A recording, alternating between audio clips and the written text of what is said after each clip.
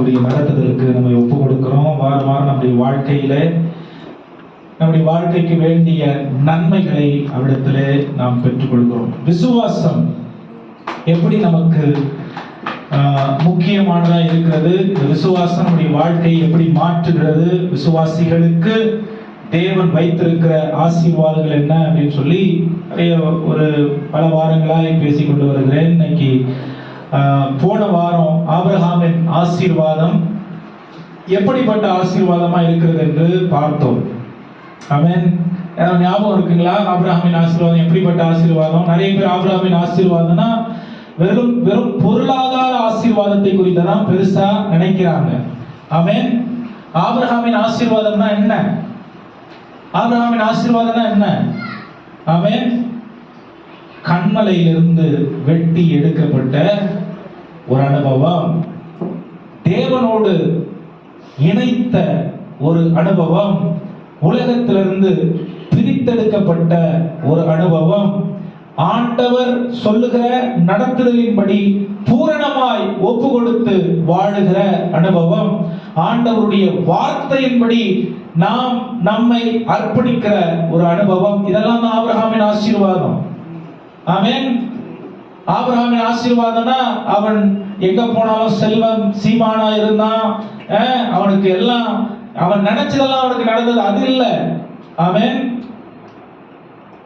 பழைய ஏற்பாட்டில் கூட நாம் பார்க்கும் பொழுது ஆண்டவர் ஆபிரகாமை எப்படி ஆதியாகமம் 12ஆம் அதிகாரத்தில் பிரித்தெடுக்கிறாரோ, அதே போல புதிய ஏற்பாட்டிலேயே நாம் பார்க்க முடியும். ஆண்டவர் நம்மளை பிரித்தெடுக்கிற ஒரு சூழ்நிலை இருக்கிறத நாம் வேதத்திலே வாசிக்க முடியும்.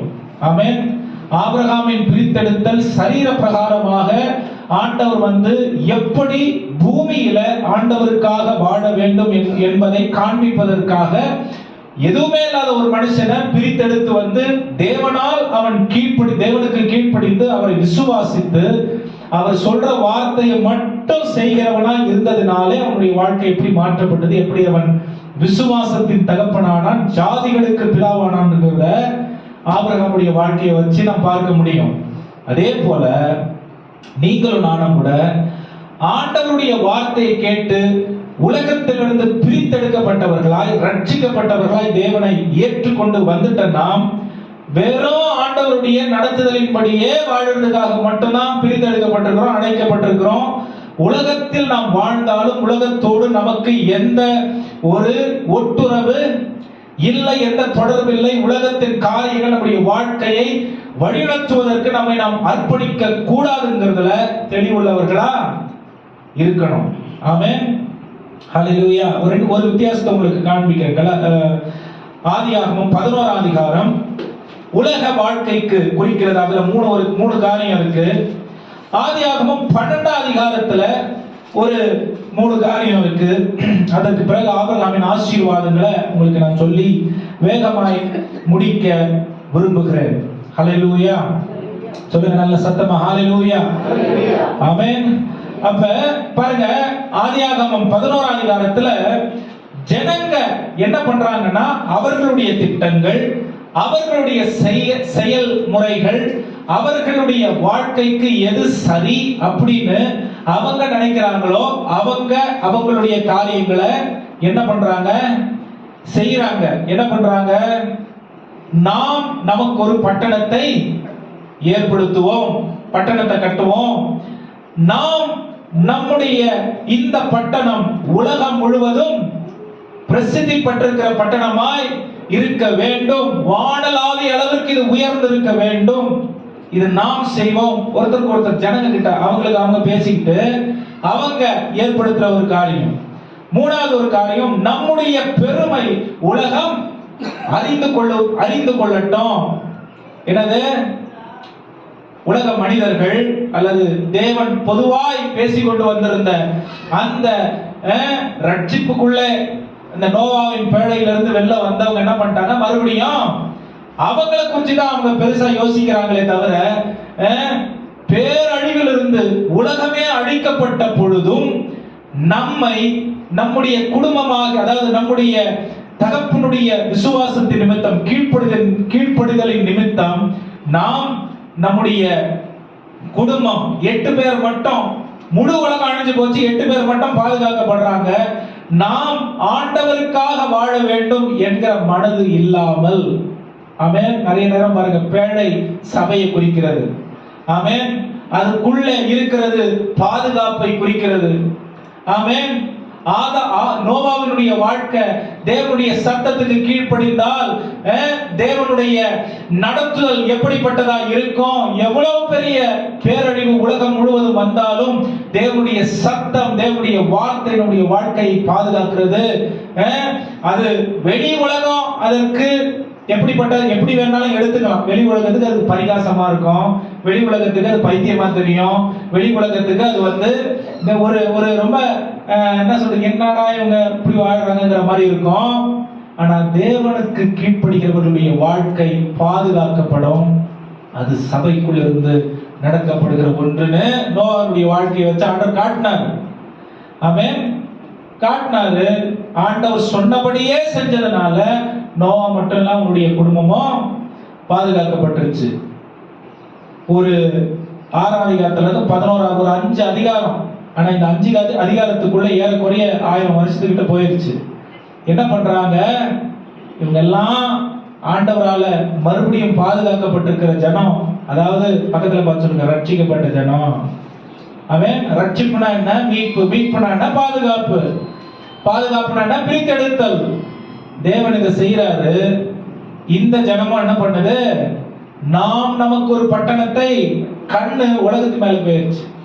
கண்ணு ஆண்டவர் நோக்கி வாழ வேண்டிய கண்ணு, ஒத்தாசை பரலோகத்திலிருந்து கிடைக்கணும்னு நோக்கி பார்க்க வேண்டிய கண்கள், வேத வசனத்தின்படி வாழ வேண்டிய வாழ்க்கையை நாம் காண்பித்து அதை உலகம் அறிந்து கொண்டு அதன்படி உலகம் தேவனுக்குள்ளே வர வேண்டிய மாதிரிகளா இருக்க வேண்டிய அந்த ஜனம் என்ன பண்ணிருச்சு? நமக்கு ஒரு பட்டணத்தை கட்டுவோம், அது வானளாவிய அளவுக்கு உயர்ந்திருக்கட்டும், ஆமென். அப்புறம் நம்முடைய பெயர் உலகம் முழுவதும் இதனால் பிரசித்திப்படட்டும்னு அவங்களுக்கு அவர்கள் வகித்த திட்டம் என்னவாயிருச்சு? குழப்பத்துல தான் போய் முடிஞ்சிச்சு, குழப்பத்துல. ஆனா 12வது அதிகாரம் நீங்க பார்த்தீங்கன்னா அதுக்கு அப்படியே தோசையை திருப்பி போடுறது போல தலை கீழே ஆண்டவர் என்ன பண்றாரு? இங்க நாங்க எங்களுக்கு செய்வோம், நாங்க வானத்துக்கு உயர்வோம், எங்க பெருமை எல்லாருக்கும் தெரியணும்ன்ற அந்த காரியம் 11வது அதிகாரத்தோட முடிகிறது. ஒரு மிக மிக மிக ஒரு என்ன சொல்றது, வேதனையான ஒரு அனுபவம். இது எதை காட்ட தெரியுங்களா? மனுஷனுடைய உச்சக்கட்ட ஞானம் அவனுடைய அழிவுக்கு தான் அதை காரணமாய் மாற்றிக்கொள்றதுக்கு அவன் திட்டமிடுறான்னு காட்டுது. ஆமென். மனுஷனுடைய உச்சக்கட்ட ஞானம் இந்த உலகத்துல இன்னும் குறைபட்டுதான் இருக்கிறது. தேவனுடைய ஞானத்தை அவன் மிஞ்சவே முடியாதுன்னு இந்த 11ஆம் அதிகாரம் காட்டுது. ஆமென். மனுஷனுடைய ஆளுகை இல்ல அப்படின்னா தங்களுடைய திட்டங்கள் எப்படி தேவனுடைய திட்டத்துக்கு விரோதமாக இருக்கிறது என்று இந்த 11ஆவது அதிகாரம் காட்டுது. ஆண்டவர் என்ன சொல்றாரு? நீங்கள் பழுகி பெருகி பூமியை நிரப்புங்கள் நோவாக்கு சொல்றாரு. இவங்க என்ன பண்றாங்க? நாங்க எங்க குடும்பம், எங்க பேரு, எங்க புகழ் வானளாவி அளவுக்கு உயரணும்னு சொல்லி அதே அந்த பாபேல் கோபுரத்தை கட்டிக்கிட்டு அப்படியே எப்படி போனோம்ன்றாங்க. ஆண்டவர் நீ பாக்குறதெல்லாம் உனக்குதான் நான் வச்சிருக்கேன்னு சொல்றாரு. வானா என்ன பாக்குறவங்க நான் எவ்வளவு குறுகிய மனதுள்ளவனா இருக்கேன்னு பாக்கட்டும். ஆண்டவர் என்ன சொல்றாரு? எங்க பார்த்தாலும் இவன் ஆண்டவர் புள்ள அப்படின்னு ஜனம் சொல்லட்டோங்கிற அடையாளத்தை ஆண்டவர் கொடுக்கணும்னு நினைக்கிறாரு. இவங்க என்ன பண்றாங்க? இப்படியே நேரா போவோம், அறிவுக்காக இவனுக்குன்ற மாதிரி ஜனங்க நம்மளை பார்த்து வரப்போகிற சந்ததி பேசுற அளவுக்கு அவனுடைய ஞானத்தை உபயோகப்படுத்தி அந்த அளவுக்கு தேவனுடைய வாக்கு தத்தத்திற்கு அல்லது தேவனுடைய வார்த்தைக்கு கீழ்ப்படியாமல் வேற விதத்துல செயல்படுறத பார்க்கிறோம். ஆனா ஆபிரகாம் என்ன பண்றான்னா, ஆண்டவர் காண்பிக்கும் தேசத்திற்கு அவன் போகிறான். ஆண்டவர் சொல்றதை செய்யலாம். ஆண்டவர் அழைத்த அழைப்புக்கு தெரிந்து கொள்ளுதற்கு தேவனுக்கு முதலிடத்தை கொடுக்கிறான். ஆண்டவர் அவனுடைய வாழ்க்கையின் மத்தியஸ்தரா மாற்றிக்கொள்றான். அதனால அவனுடைய வாழ்க்கையில் தேவன் பாராட்டினதான ஆசீர்வாதங்கள் 7 விதமான ஆசீர்வாதங்கள். இன்னைக்கு அந்த ஆசீர்வாதங்களை தான் நாம் பார்க்க போகிறோம். ஆமென். ஹல்லேலூயா. பக்கத்துல பார்த்து சொல்லுங்க, பிரித்தெடுக்கப்பட்டவர்களாய் நாம் உணர்ந்தால்தான். சொல்லுங்க பக்கத்துல பார்த்து, பிரித்தெடுக்கப்பட்டவர்களாய் நாம் உணர்ந்தால்தான். உணர்ந்தால்தான், நம்பினாதான். பிரித்தெடுக்கப்பட்டவங்களா நாங்க நம்பினாதான். சொல்லுங்க பக்கத்துல, என்ன பார்க்காதீங்க. பிரித்தெடுக்கப்பட்டவர்களா நம்ம நம்பினாதான் பிரித்தெடுக்கப்பட்டவர்களின் ஆசீர்வாதம் நம்ம மேல பலிக்கும். ஆமென். வாக்குத்தத்தம் வேதத்துல எழுதி வச்சிட்டதுனால பலிக்காது. ஆமென். அதன்படி வாழ்ந்தாதான் பலிக்கும். ஹல்லேலூயா. சொல்லுங்க ஹல்லேலூயா. அப்ப என்ன பண்றான்? இந்த வாக்குத்தத்தத்தை பெற்றுக்கொள்றதுக்கு நமக்கு தேவையான காரியம் என்ன? ஆபிரகாமுடைய வாழ்க்கையின்படி ஆபிரகாமுடைய வாழ்க்கை நாம் கற்றுக்கொள்ற காரியம் என்னது?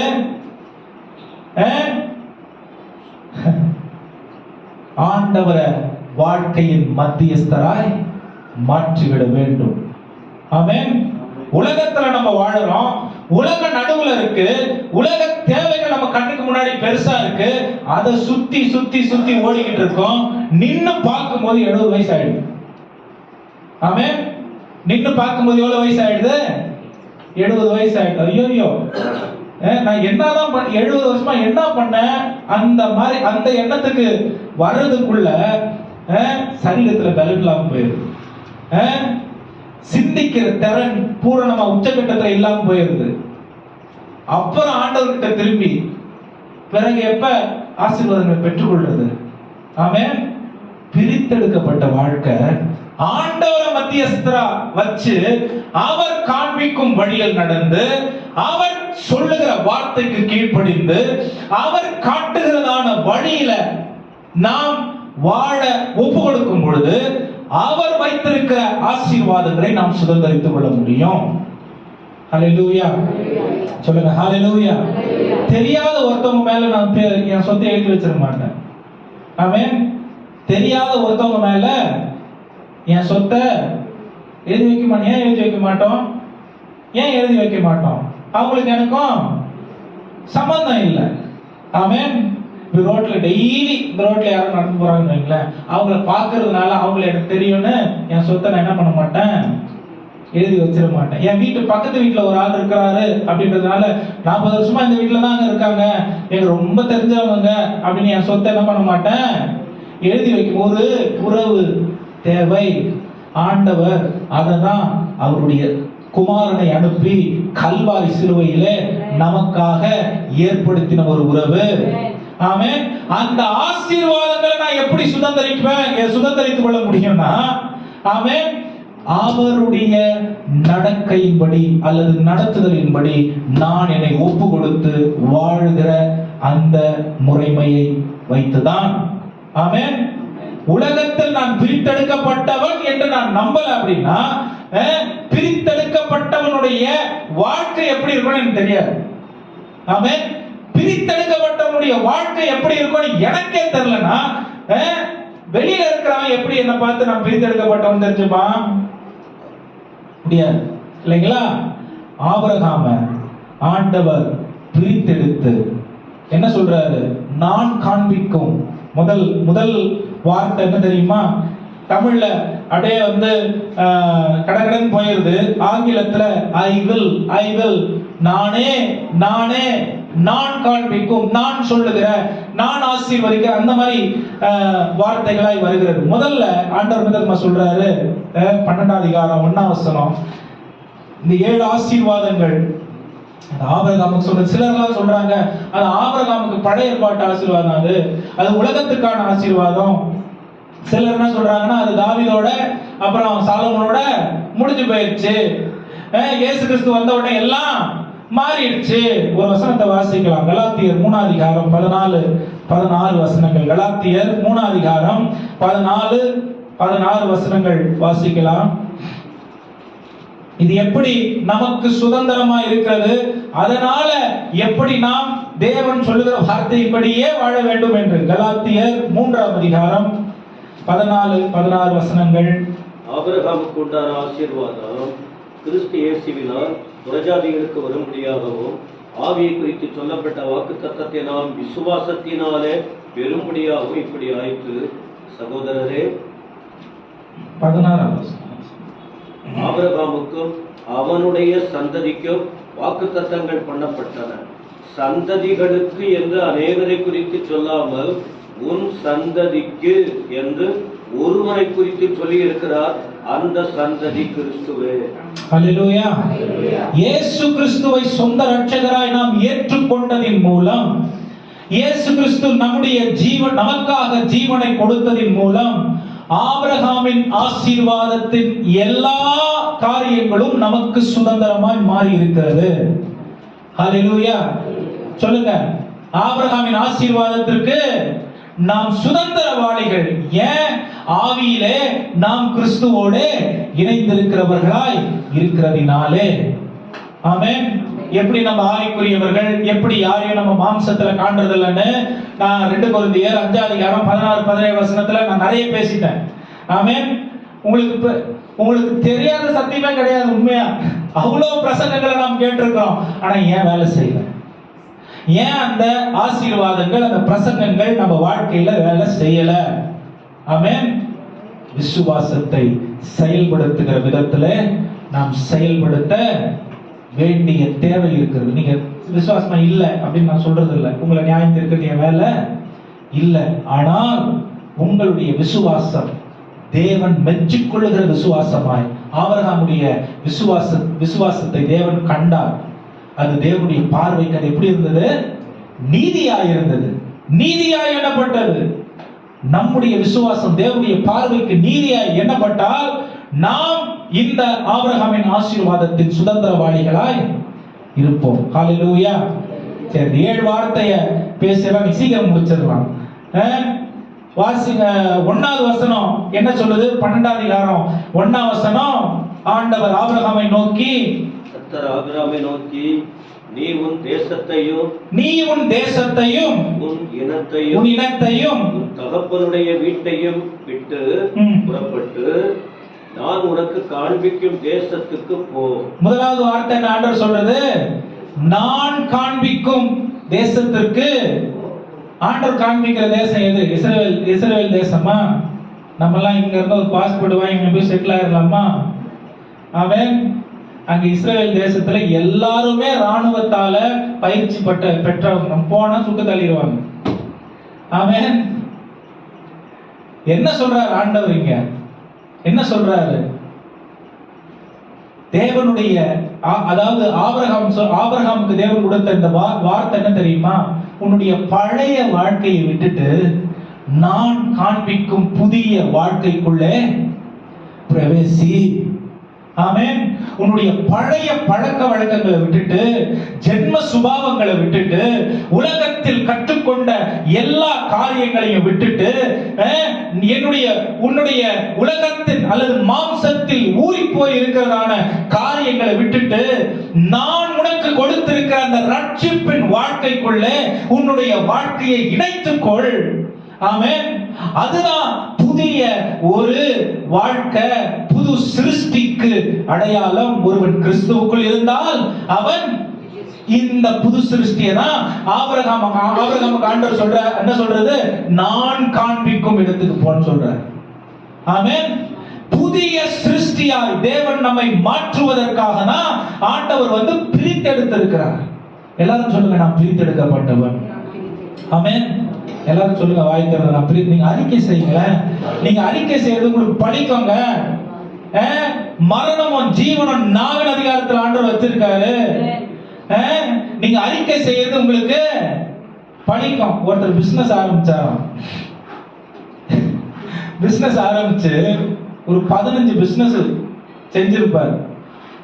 அப்புறம் பாஸ்டர் கிட்ட வந்தாராம், ஐயா 15 பிசினஸ் நான் செஞ்சேன், அது விளங்காம போயிருச்சு. கடைசியா உங்ககிட்ட நான் வந்திருக்கேன், இந்த பிசினஸுக்கு நீங்க ஜாப் பண்ணுங்க, இதாவது விளங்குதானே? கண்டிப்பா அந்த பாஸ்டர் என்ன சொன்னாராம், நீ பிசினஸே ஆரம்பிக்காத. ஏன்னா உன் வாய் என்ன சொல்லுது? நான் ஆரம்பிச்சேன், விளங்காம போயிருச்சு. இதுதான் உன் விசுவாசம், இதுதான் உன் நம்பிக்கை. ஆமென், ஹல்லேலூயா. ஏன்னா உலகம் இதெல்லாம் நமக்கு சொல்லிக் கொடுக்குது. உலகம் தோல்வியை சொல்லிக் கொடுக்குது, உலகம் குறைவை சொல்லிக் கொடுக்குது, உலகம் இயலாமையை சொல்லிக் கொடுக்குது, உலகம் ஷார்ட் கட்ஸ் தேட சொல்லுது. கடன் வாங்க. உலகம் என்ன சொல்லுது? நம்ம ஏமாத்தலாம், பரவாயில்ல. There is nothing wrong in doing something without hurting your conscience. நம்முடைய உள்ளத்துல நீ எனக்கு படுற விதத்துல நான் நியாயமா இருந்தா போதும். அதனால நான் என்ன வேணா, இது உலகம் சொல்லிக் கொடுக்குது. ஆனா வேதம் என்ன சொல்லிக் கொடுக்குது? அது இல்ல உனக்கு. நீ புதுமையாக்கப்பட்ட மனுஷன், புது சிருஷ்டி. உலகத்தில் நீங்க வாழ்ந்தாலும் உங்களுக்கு உங்களுடைய குடியிருப்பு பரலோகம். இங்கேயே அந்த புது சிருஷ்டிப்புக்கான புது இடத்துக்கான வாழ்க்கைய வாழ ஆரம்பிங்க. ஏன்னா இன்ஸ்ட்ரக்ஷன்ஸ் அங்கிருந்து வரப்போகிறது.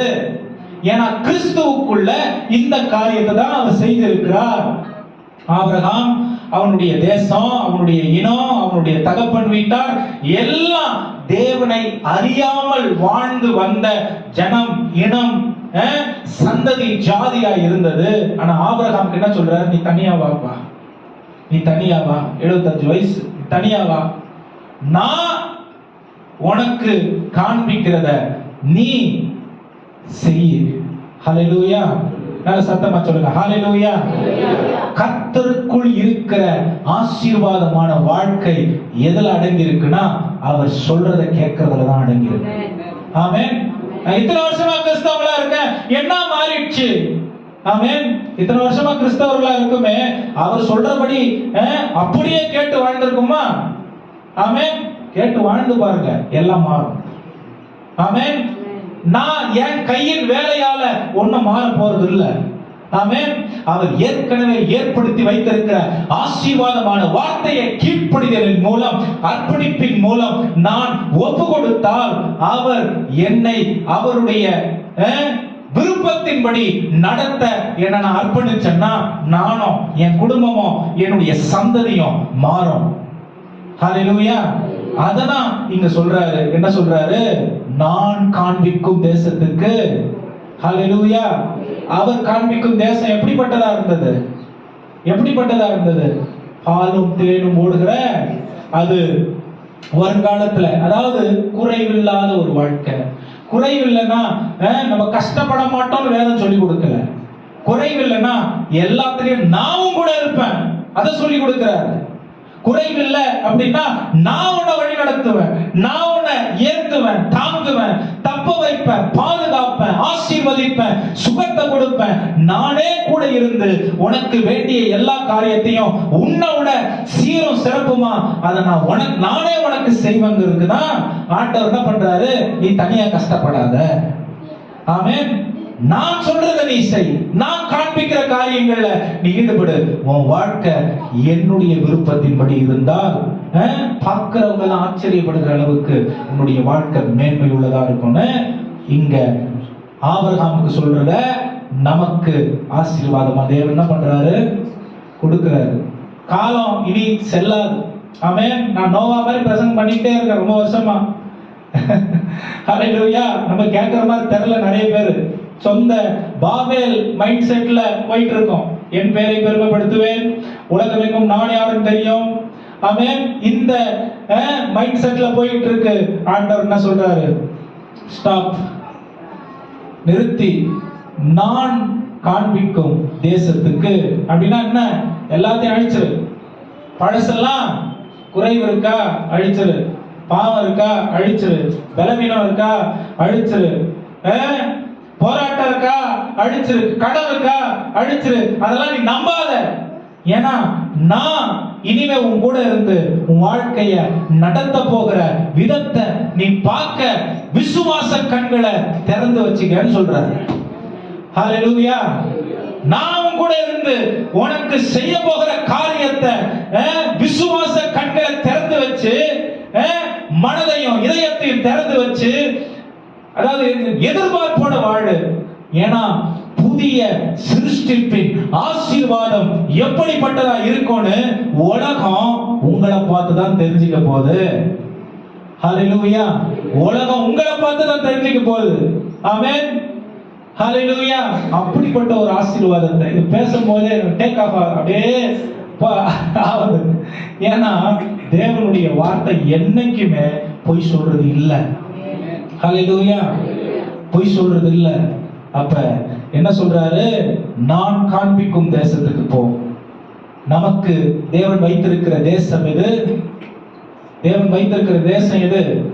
பரலோகம் இல்ல, கிறிஸ்துவுக்குள் இருக்கிற வாழ்க்கை. பரலோகத்துக்கு போலாம், அப்புறம் போலாம். அவன் நிறைய பேர் என்ன நினைச்சுக்கிறாங்கன்னா, ஒரு அதாவது புதிய ஏற்பாட்டு கிறிஸ்தவர்கள் எப்படிப்பட்டவங்கன்னா கஷ்டத்தோட வருத்தத்தோட அப்படி போனா, ஏன்னா கிறிஸ்து இது பண்ணாரு, அதுக்காக தான் அவர் எல்லாத்தையும் நமக்காக செஞ்சு அவர் மீது சுமந்து அவர் எது துண்டிக்கப்பட்டிருந்ததோ அதை மறுபடியும் தொடர்பு படுத்தி விட்டார். ஆமென். இன்னைக்கு அவருக்குள்ளதான் எல்லா ஆசீர்வாதங்களும், எல்லா ஆலோசனைகளும், எல்லா கிருபை வரங்கள், வல்லமைகள், வழிநடத்துதலும் அடங்கி இருக்கிறது. கிறிஸ்துவுக்கு முதலிடத்தை கொடுத்துட்டு வேற எதையுமே அவரிடத்துல வைக்கல அப்படின்னா, நான் ஆபிரகாமின் ஆசீர்வாதத்தை சுதந்தரித்துக் கொள்ள ஆயத்தமாயிட்டேன்னு அர்த்தம். ஆமென். வேற எதுக்கும் அவரிடம் கிடையாது. ஹalleluya. எத்தனை பேர் இன்னைக்கு அந்த மாதிரி ஆயத்தமாயிட்டீங்க? சொல்லுங்க, அறிக்கை செய்யுங்க வாயத்தை இருந்து. எத்தனை பேர் ஆயத்தமாயிட்டீங்க? அந்த மாதிரி உன்னை அப்படியே உட்காந்துருந்தா 20 வருஷம் அப்படியே தான் உட்காந்துக்கணும். இன்னைக்கு நம்ம ஒரு வித்தியாசத்தை காண்பிக்கிற ஒரு பிள்ளைகளா இருக்கிறதுக்கு தான் ஆண்டவர் நம்மளை பிரித்தெடுத்திருக்கிறாரு. அதுக்கு தான் ஞான ஸ்நானம், அதுக்கு தான் இதை போல ஆலயம், இதை போல போதனை, இதை போல போதகர். ஆமென். சும்மா ஒண்ணு சர்ச்சைக்கு வந்துட்டு போறதுக்காக ஆண்டவர் நம்மள இப்படி ஒரு மேலான மேன்மையான ஒரு கிருபையை, இரக்கத்தை, அழைப்ப தெரிந்து கொள்ளுதல் ஆண்டவர் வைக்கல. ஹalleluya. பிரிந்து உலகத்திலிருந்து நீ பிரிஞ்சு வந்துரு. ஆமென். பிரிஞ்சு வந்ததுன்னா என்ன? யார்கிட்டயும் பேச மாட்டேன் அப்படி இல்ல. பிரிஞ்சு வந்ததுன்னா என்ன? உலகம் இனிமே என்ன இயேசுவோடு தான் பார்க்கும். ஆமென். உலகம் இனிமே என் வாயின் வார்த்தையினாலே இயேசுவை மட்டும்தான் கேட்கும். உலகம் இனிமே பரலோக, அதாவது இயேசு கிறிஸ்துவினுடைய சந்தோஷமோ அவருடைய சமாதானமோ, பரலோகத்தில் அவர் வந்து இந்த பூமியில வாழ்ந்த பொழுது அவர் எப்படி ஒரு அதிகாரம் படைத்த தேவனாய் இருந்தாரோ அந்த ஒரு தன்மையை எனக்குள்ள காணும். ஆமென். ஏன்னா என் உலகம் கிறிஸ்து. ஆமென். என் உலகம் அவர்தான். ஆமென். சொல்லுங்க ஹalleluya. என் புள்ளதாங்க என் உலகம். எல்லா நம்பிக்கையும் போயிடுச்சு, இன்னைக்கு என் புள்ளதான். ஆமென். தப்பு. அந்த புள்ளியும் உனக்கு கை விட்டுரும். ஆமென். ஆனா அந்த புள்ளிய கிறிஸ்துவின் கையை பிடிச்சு கொடுத்துரு. அப்ப அந்த கிறிஸ்துவனுடைய நடத்துதல் எப்படிப்பட்ட நடத்துதலா இருக்கும்னு.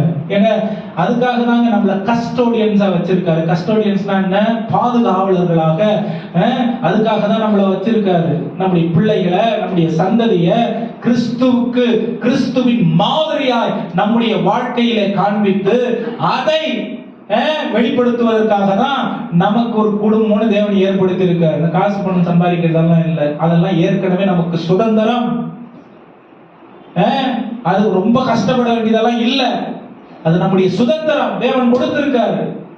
ஆனா அவரை போல நாம் இந்த பூமியில வாழ்வதற்காக தான் அவர் நம்மளை தெரிந்தெடுத்திருக்கிற தேவனா இருக்காரு. ஹalleluya. அப்ப உன்னுடைய தேசத்தை விட்டு வா அப்படின்னா என்ன அர்த்தம்? குறைவை விட்டு வந்துரு, உலகத்தை விட்டு வந்துரு, பாவத்தை விட்டு வந்துரு, பிசாசை விட்டு வந்துரு. ஆமென். கிறிஸ்துவுக்குள் புதிய வாழ்க்கை ஆரம்பிக்க தீர்மானி. ஆமென். நீ புது சிருஷ்டியாய் இருப்பாய். இதுதான் தேவன் சொல்லிக் கொடுக்கிற புது தேசத்திற்கான அடையாளம். ஹalleluya. இரண்டாவது என்ன சொல்றாரு? நான் உன்னை பெரிய ஜாதியாக்குவேன். பெரிய ஜாதினா என்ன? ஆமென். வேணாம், இதுக்குள்ள நான் டீட்டெயிலா போனா வேற மாதிரி ஆயிரும்.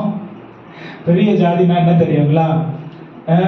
உபாகமம் 7:7 வாசிங்க. உபாகமம் 7:7.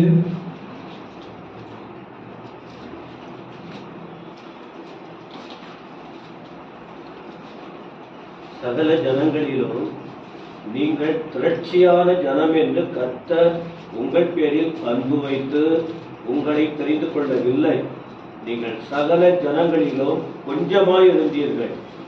கர்த்தர் உங்களில் அன்பு கூர்ந்ததினாலும் உங்கள் பிதாக்களுக்கு இட்ட ஆணையை காக்க வேண்டும் என்பதினாலும் கர்த்தர் பலத்த கையினால் உங்களை புறப்பட பண்ணி அடிமைத்தன வீடாகிய எகிப்தினின்றும் அதில் ராஜாவான பார்வோனின் கையினின்றும் உங்களை மீட்டுக் கொண்டார். ஆமென். பலத்த ஜாதினா என்னது? எல்லாரோட நாங்க தான் பெரிய. இஸ்ரவேல் ஜனங்களுக்கு இது இருந்துச்சு. ஆண்டவர் எங்ககிட்ட நேரடியா பேசுறாரு. எல்லா 10 கற்பனைகளையும் எங்களுக்கு தான் கொடுத்தாரு.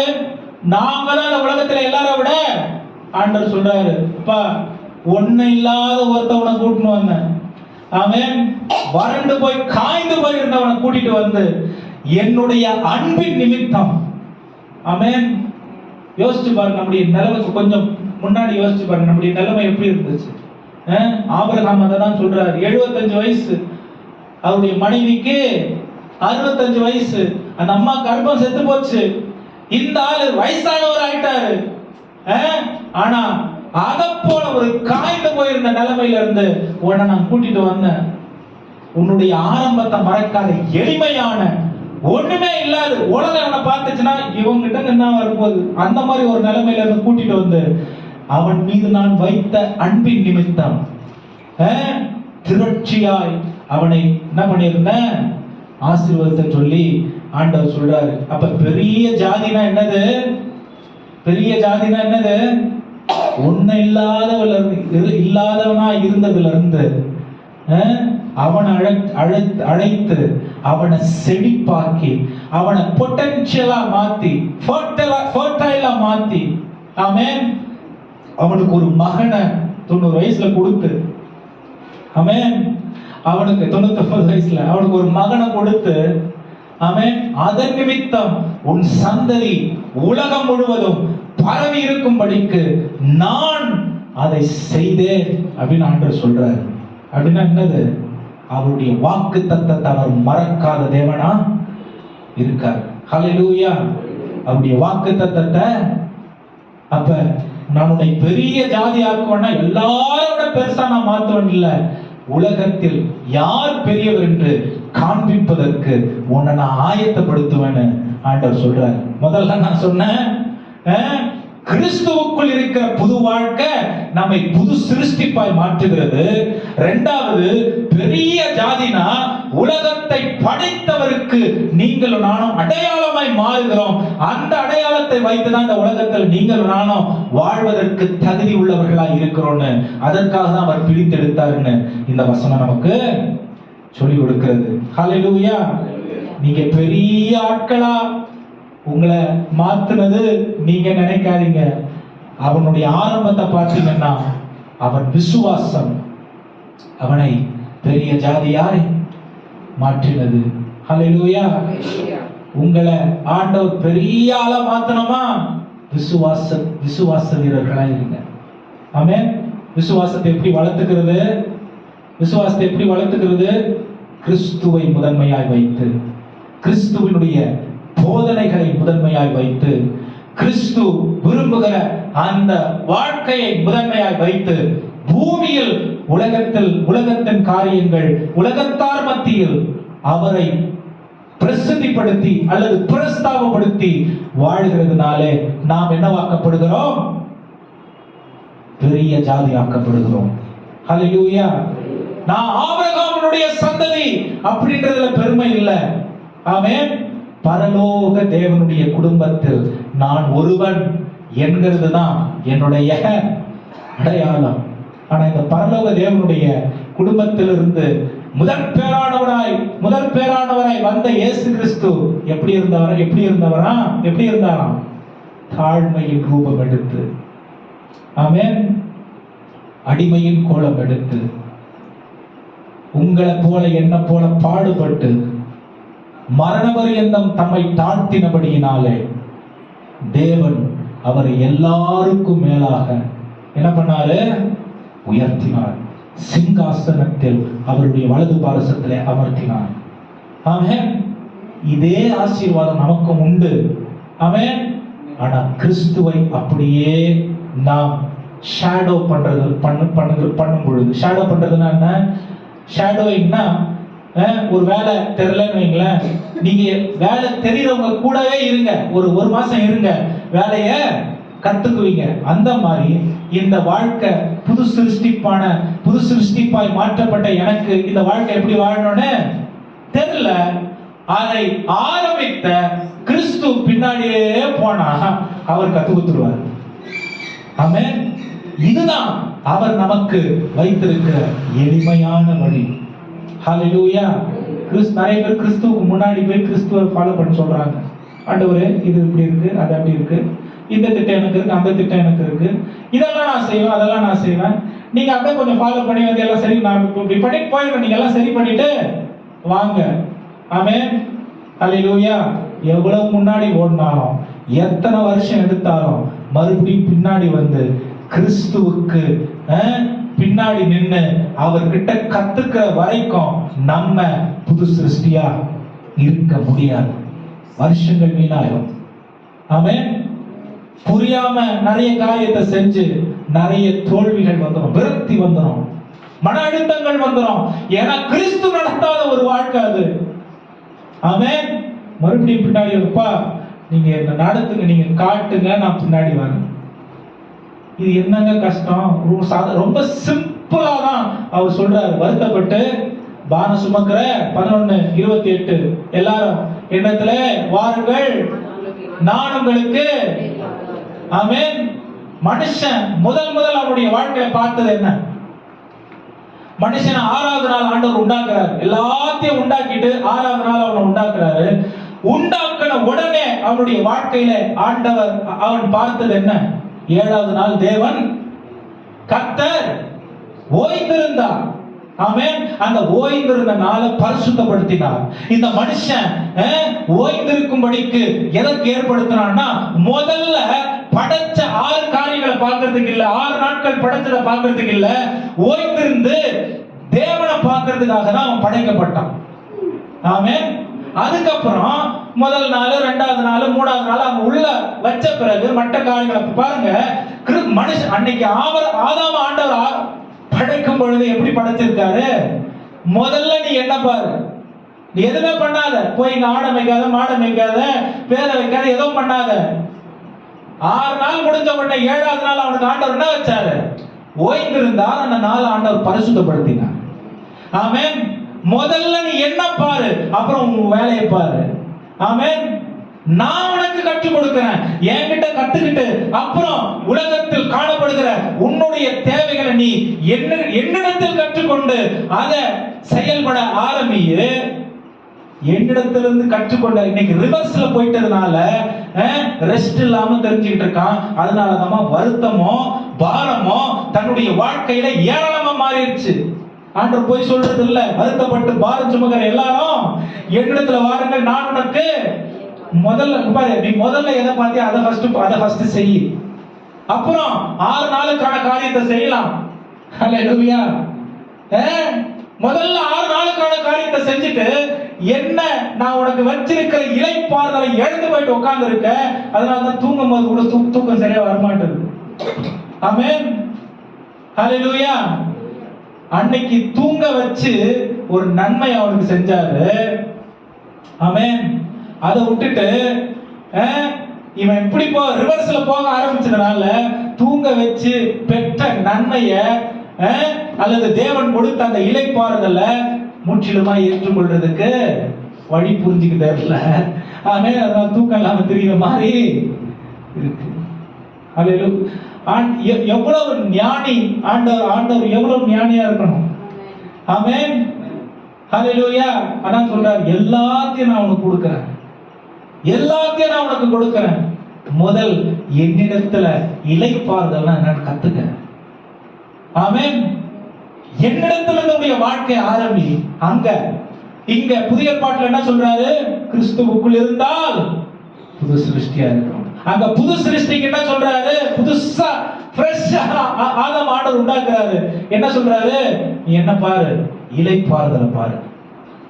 ஆமென். இளைப்பாறுதல்னா என்ன? படுத்து தூங்குறது இல்ல. ஆமென்.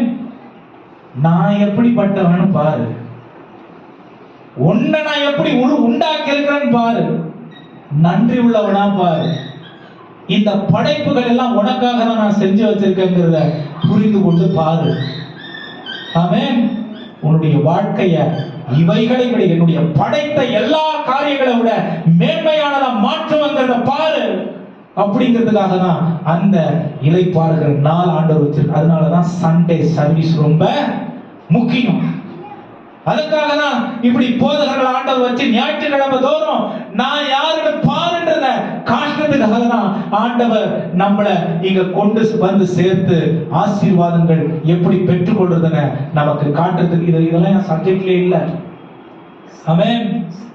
அப்படிப்பட்ட ஒரு தேவனை தான் நீங்களும் நானும் ஆராதித்துக் கொண்டு இருக்கிறோம். நான் யாருன்னு இந்த உலகம் தெரிஞ்சுக்கிறது பெருசு இல்ல. எனக்குள்ள இருக்கிறவர் யாரு? எனக்குள்ள இருக்கிறவர்ல நான் யாருக்குள்ள இருக்கிறேன் அப்படிங்கிறத இந்த உலகம் பார்க்கணுங்கிறதுக்காக தான் ஆண்டவர் என்னை பிரித்து எடுத்திருக்கிறார். ஒருவன் கிறிஸ்துவுக்குள்ள இருந்தால் புது சிருஷ்டியா இருக்கிறான். பழையவைகள், அந்த பழையவைகள் இருக்கக்கூடாது. ஆமென். இதுக்கு ஒரு வயசு அதெல்லாம் தேவை கிடையாது, தேவையில்லை. இதுக்கு ஒரு பெரிய இதெல்லாம் தேவையில்லை. பழசு என்கிட்ட இல்லைன்னா இன்னைக்கு நான் இந்த தீர்மானத்தை எடுத்தேன்னா சாகுற வரைக்கும் அந்த தீர்மானத்தில் நிற்கிறதுனா பழசு என்கிட்ட இல்லை, கிறிஸ்து என்னில் நிலை கொண்டிருக்கிறதை நான் காண்பிக்கிற ஒரு காரியம். ஹல்லேலூயா சொல்லுங்க. இது எப்படி ஆண்டவர் செய்யறாருன்னா அன்பின் நிமித்தமா செய்யறார். இந்த ஜனத்தை, இந்த ஆபிரகாமை நான் நேசித்து கொண்டு வந்தேன். என் அன்பு எவ்வளவு பெருசுன்னு இந்த ஆபிரகாம் மூலமா இந்த உலகம் அறிந்து கொள்ளட்டும்னு சொல்லி என் அன்பை முற்றிலுமாய் அவனுக்கு ஊற்றி காண்பித்து இருக்கிறேன். ஆமென். இத காட்டுறதுக்கு ஆண்டவர் ஏன் என்கிட்ட வா, என்கிட்ட வா, என்கிட்ட வான்னு ஏன் சொல்றாரு தெரியுமா? அவருடைய பூரணமான அன்புல நீங்க அப்படியே மிதந்து கிடக்கிறத இந்த உலகம் பார்க்கணுங்கிறதுக்காக தான். ஆமென். அப்படியே கஷ்டப்பட்டு சிலுவை தூக்கி போறதுக்கு ஆண்டவர் கூப்பிடல. ஆமென். அவருடைய பூரணமான அன்புல நீங்க மிதந்து கிடக்கிறத நீங்க அதாவது உலகம் பார்க்கணுங்கிறதுக்காக தான் அவர் அழைக்கிறார். ஹல்லேலூயா. எவ்வளவு நல்ல தேவன் இவர். எவ்வளவு நல்ல தேவன் நம்முடைய வாழ்க்கையில. மூணாவது, நான் உன்னை ஆசீர்வதிப்பேன். நான் உன்னை ஆசீர்வதிப்பேன். ஆதியாகமம் 13ஆம் அதிகாரம் 2ஆம் வசனம் சொல்லுது, ஆபிரகாம் மிக மிகப்பெரிய செல்வந்தனா மாறி அவனுடைய பொன்னும் வெள்ளியும் அவனுக்கு இருந்ததான எல்லா உடைமைகளும் அவ்வளவு அதிகமாய் இருந்ததாம். ஆமென். அவ்வளவு அதிகமாய் இருந்ததாம். இதுல ஒரு பெரிய ஆசீர்வாதம் இருக்கு. என்ன தெரியுமா? ஆண்டவர் நம்மளை முன்குறிச்சிட்டாருன்னா எப்பவுமே நம்ம மீது நோக்கமா இருக்கிறாருன்னு வேதம் நமக்கு சொல்லி கொடுக்குது. ஹல்லேலூயா. எப்போதும் நம்ம மீது நோக்கமா இருக்கு. என்னுடைய முன்னேற்றத்துல அவர் கவனம் உள்ள தேவனா இருக்கிறார். என்னுடைய ஆசீர்வாதத்துல அவர் கவனம் உள்ள தேவனா இருக்கிறார். நான் எல்லா காரியத்திலும் மேலோங்கி இருக்கிறதுல அவர் எப்பவுமே என்னுடைய தேவனா இருக்கிறாரு. நான் குறைபட்டு போக கூடாதுன்னு அக்கறை உள்ள தேவனா இருக்கிறாரு. ஹல்லேலூயா. என்னுடைய எல்லா தேவைகள் சந்திக்கப்பட வேண்டும் என்று அவர் செயல்படுகிற தேவனா இருக்கிறாரு. ஆமென். இந்த இடத்துல பயந்து போய் சொல்லிடுறான் ஆபிரகாம். பொய் சொல்லிட்டு 14ஆம் அதிகாரத்துல, அதாவது 12ஆம் அதிகாரம் 8-9 வசனங்கள், நீங்க 18 வசனத்தெல்லாம் நீங்க பார்த்தீங்கன்னா ஆண்டவர் வந்து பார்வோனுக்கு கட்டளையிடுறாரு. பார்வோன் அந்த பெண்மணியை தொட்ட உடனே அவ்வளவுதான் அப்படின்னு சொல்லி அவனுக்கு கட்டளையிடும் போது அவன் பயந்து என்ன சொல்றான்? ஆபிரகாமுக்கும் அவனுடைய 20ஆம் வசனத்துல ஆபிரகாமும் அவனுடைய ஆட்களுக்கும் அந்த இடத்தை விட்டு அப்படியே கடந்து போகணும் அப்படின்னு சொல்றாரு. சும்மா அனுப்பல.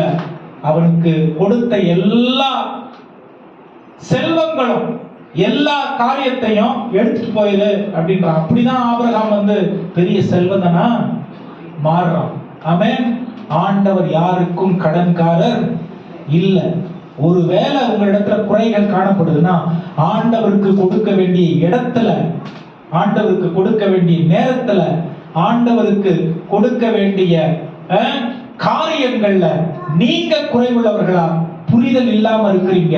அதனாலதான் குறைவு இருக்கிறது என்று வேதம் சொல்லி கொடுக்கும். ஆமென். அவன் ஆண்டவரை முன்ன வச்சுட்டான். ஆண்டவர் அவனுக்கு உதவி செய்யறாரு. அவன் மட்டும் இல்ல, அவனுடைய ஆசீர்வாதம் பெரிய ஆசீர்வாதமா மாறிடுது. 4வது, என்ன சொல்றாரு? உன்னுடைய பேரை பெருமைப்படுத்துவேன். இதை நம்ம விவரித்து சொல்ல முடியாது. எபிரேயர்கள்ல, யூதர்கள்ல, அப்புறம் கிறிஸ்தவர்கள்ல, அப்புறம் இந்த இஸ்லாமியர்கள்ல, எல்லா இனத்தார், அதாவது எல்லா மதத்தினர்கள் மத்தியிலும் கூட இந்த ஆபிரகாம் என்ற பெயரை நாம் காண முடியும். அவன் மரித்து எத்தனையோ வருஷம் ஆயிடுச்சு, எத்தனையோ யுகங்கள் ஆயிடுச்சு.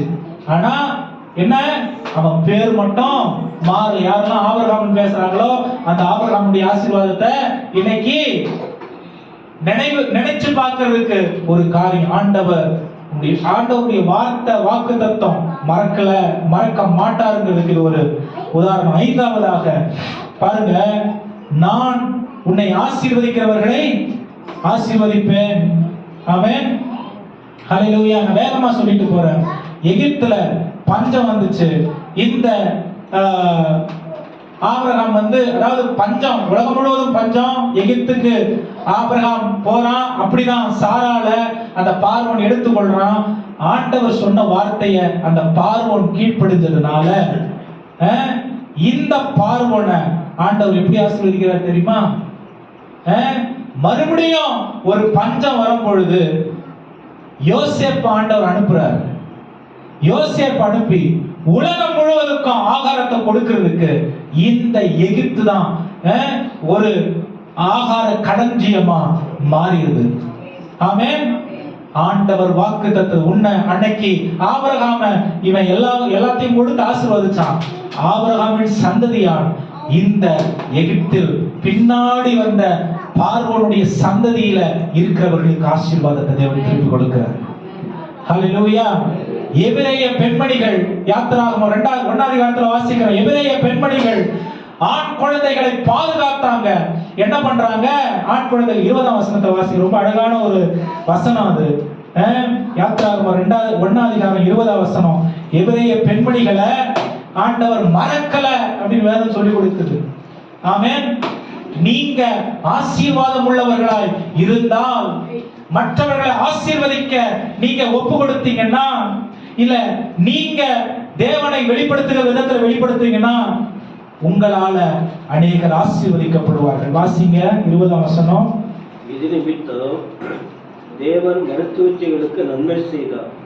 ஜனங்கள் பெருகி மிகுதியும் பரத்து போனார்கள்.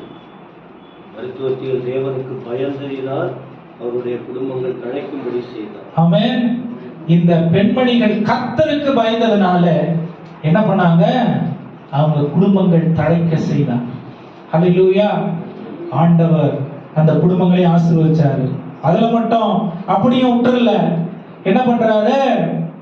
ஆண்டவர் எப்படியெல்லாம் அவர்களை ஆசீர்வதிக்கிறேன்னு சொல்லி கொடுக்கிறாருன்னா, எரிகோ ராகாப் பாத்தீங்கன்னா, எரிகோக்குள்ள 12 பேர் போய் வேவு பார்க்கறதுக்கு போறாங்க. எப்படியோ விஷயம் தெரிஞ்சிருது. இந்த காரியத்தெல்லாம் தெரிஞ்ச பிறகு இவங்களை அழிக்க வரும் பொழுது இந்த பெண்மணி இவங்களை பாதுகாக்கிறா. எரிகோ முழுவதும் சுட்டெரிக்கப்படுகிறது. அந்த மதில்கள் தகர்க்கப்படுகிறது. ஆனால் இவளுடைய குடும்பமும் பாதுகாக்கப்படுகிறது. இயேசு கிறிஸ்து இந்த பெண்மணியுடைய சந்ததியில தான் பிறக்கிறார். ஹல்லேலூயா. ஆண்டவர் ஆபிரகாமுக்கு கொடுத்த ஆசீர்வாதம், உன்னை ஆசீர்வதிக்கிறவர்களை நான் ஆசீர்வதிப்பேன். ஹல்லேலூயா. சொல்லுங்க ஹல்லேலூயா. ஆசீர்வதிக்கிறவர்களை. ஆனா இந்த ஆபிரகாம் கிட்ட இருந்த ஒரு கேரக்டர் என்ன தெரியுமா? மெல்கிசேதேக்குன்னு ஒரு ஊழியக்காரனை இந்த ஆபிரகாம் பார்க்க போறான். என்ன பண்றான் தெரியுமா? அவங்க கிட்ட இருந்த சிறந்தத ஆண்டவருக்கு கொடுக்க அர்ப்பணிக்கிறான், ஒப்பு கொடுக்கிறான். ஆண்டவருக்கு அதாவது ஆராதனை செய்கிறான்னு சொல்லி வேதம் சொல்லி கொடுக்குது. தேவனை வைக்க வேண்டிய இடத்துல இந்த ஆபிரகாம ஆண்டவர், அதாவது ஆபிரகாம் வைத்ததுனால அவனுக்கு ஆன ஆசீர்வாதம், பூமி நிறைவும் பூமி அனைத்திலும் பூரணமாய் அவனுக்கு தேவன் கொடுத்ததை நாம் பார்க்க முடியும். ஹல்லேலூயா. சொல்லுங்க ஹல்லேலூயா. ஆறாவது ஒரு காரியம், உன்னை சபிக்கிறவர்களை நான் சபிப்பேன் வேதம் சொல்லுது. ஆமென். இஸ்ரவேல் ஜனங்களை ஒடுக்கினார்கள். என்ன நடந்தது? இஸ்ரவேல் ஜனங்களை எகிப்து ஜனம் ஒடுக்குச்சு. எல்லாரையும் ஆண்டவர் என்ன பண்ணாரு? அவருடைய சேனைகளை மூழ்கடித்தார். ஆனால் இஸ்ரவேல் ஜனங்களோ கரையை கடந்தார்கள். ஆமென். அவர்கள் மூழ்கடிக்கப்பட்டார்கள், ஆனால் இவர்கள் கரை கடந்தார்கள். ஹல்லேலூயா.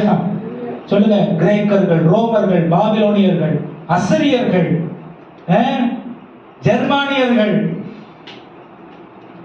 எல்லாரையுமே நீங்க பாத்தீங்கன்னா யாரெல்லாம் இன்னைக்கு வரைக்கும் கூட இஸ்ரவேல் ஜனங்களை ஒடுக்கினவர்களை ஆண்டவர் அடையாளம் தெரியாம மாத்திட்டார். முதல் தரமான தேசத்தில் இருந்தவர்கள் 4ஆம் தரமான தேசமாக மாறி பஞ்சத்தில் சிக்குண்டு இருக்கிறவர்களாய் என்ன ஆயிடுச்சு? மாறிடுச்சு. ஹல்லேலூயா. வாக்குத்தத்தம் நிறைவேறுச்சா இல்லைங்களா? அவன் இந்த ஆசீர்வாதத்தை தான் ஆண்டவர் இயேசு கிறிஸ்துவின் மூலமாய் நமக்கு கொடுத்திருக்கிறார். நாம் கலாத்தியர் 3ஆம் அதிகாரம் 14-16 வசனங்கள்ல வாசிக்கிறோம். ஆமென். உன்னிமித்தமாய் 7வது உன்னிமித்தமாய் எல்லாரும் பூமி முழுவதும் ஆசீர்வதிக்கப்பட்டிருக்கும். ஹல்லேலூயா. சொல்லுங்க. ஹல்லேலூயா. அப்ப வேதம் சொல்லுது, பிரித்தெடுக்கப்பட்ட நாம் எப்படிப்பட்டவர்களா இருக்க வேண்டும்?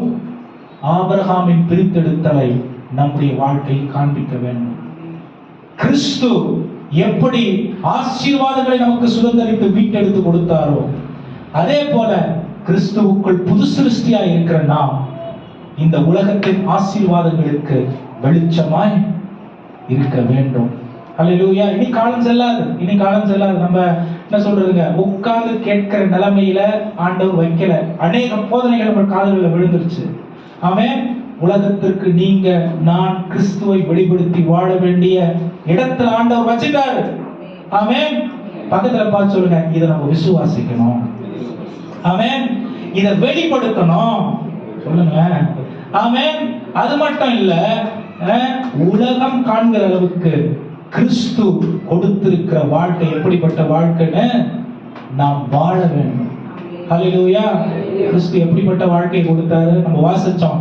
யாத்திராகமம் உபாகம் 7:7 ஆண்டவர் ஆபிரகாமை நேசித்ததின் நிமித்தம் அவனை ஆசீர்வதித்து பூரணமாய் அவனை எல்லாவற்றிலும் மேன்மைப்படுத்தினார். ஒன்னும் இல்லாதவனா இருந்தவன, மலடா இருந்த அவனுடைய பெண்மணி, அவனுடைய மனைவிய ஒன்னில்லாதவனா இருந்தான். இங்க எல்லாம் இழந்து போய் பரலோக தொடர்பு துண்டிக்கப்பட்டு எல்லாம் இழந்து போய் இருந்த நமக்கு கிறிஸ்துவின் நிமித்தமாய் புது சிருஷ்டியாய் மாற்றி நம்மை மறுபடியும் அவரோடு இணைத்திருக்கிறார். ஹல்லேலூயா.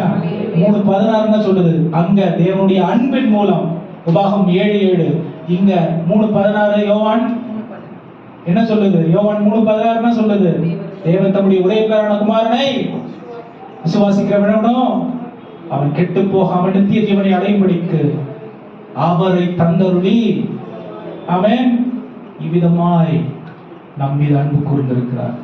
அப்ப நம்ம எதை காண்பிக்கிறதுக்கு ஆண்டவர் அழைச்சிருக்காரு? கோபத்தை, பொறாமைய, வெறுப்ப, கசப்ப, வைராக்கியத்தை இல்ல. இதுதான் செத்து போச்சு. கிறிஸ்துவுக்குள்ள புது சிருஷ்டியாய் அவருடைய அன்பை காண்பிப்பதற்காக நம்மை பிரித்தெடுத்திருக்கிற தேவனாய் இருக்கிறார். ஹல்லேலூயா. இது ஒரு பெரிய ஸ்டேட்டஸ் இல்ல, பிரிவிலேஜ். ஒரு பெரிய பாக்கியம். உலகத்தில் அநேகருக்கு இல்லாத ஒரு பாக்கியம், இயேசுவை வெளிப்படுத்துற ஒரு பாக்கியம். உலகத்தில் அநேகருக்கு இல்லாத ஒரு ஸ்லாக்கியம், இந்த இயேசுவின் நாமத்தை பிள்ளையா இருந்து அவரை பத்தி சொல்றது. ஆமென். இது ஒரு பெரிய கிருபை, அவரை இந்த பூமியிலே வெளிப்படுத்தி வாழ்வதற்கு, அவருடைய சாயலை வெளிப்படுத்தி வாழ்வதற்கு. ஹல்லேலூயா. கண்கள் மூடி கர்த்தரை நோக்கி பார்க்கலாம். ஆண்டவருடைய கரத்தில் அர்ப்பணித்து சொல்லுங்க, ஆண்டவரே, ஆபிரகாமின் ஆசீர்வாதத்தை கலாத்தியர் 3:14 வசனத்தின் நிமித்தம் கிறிஸ்துவினாலே எங்களுக்கு அதை மீட்டெடுத்து கொடுத்திருக்கிறீர். வெறும் பொருளாதார ஆசீர்வாதம் இல்லை, ஆபிரகாமின் ஆசீர்வாதம் பிரித்தெடுக்கப்பட்ட ஒரு வாழ்க்கை. ஆபிரகாமின் ஆசீர்வாதம் ஆண்டவரே இனி உலகத்தோடு ஒட்டி வாழ்கிற வாழ்க்கை இல்ல, பரலோகத்தோட கிறிஸ்துவோடு கூட ஒட்டி வாழ்கிற ஒரு வாழ்க்கை. உலகத்தில் ஆண்டவரே எங்களை நீங்க இப்படிப்பட்ட ஒரு மேன்மையான ஒரு அழைப்புக்கு கொண்டு வந்திருக்கிறீங்க. 2 கரங்களை வானத்துக்கு நேரம் உயர்த்தி சொல்லுங்க ஹalleluya. மகிமைப்படுத்துகிறார். ஓரபாலா ரஹந்தா ரஹதா கமலா ரஷந்தா ஏல ரஹதா ரஷந்தா.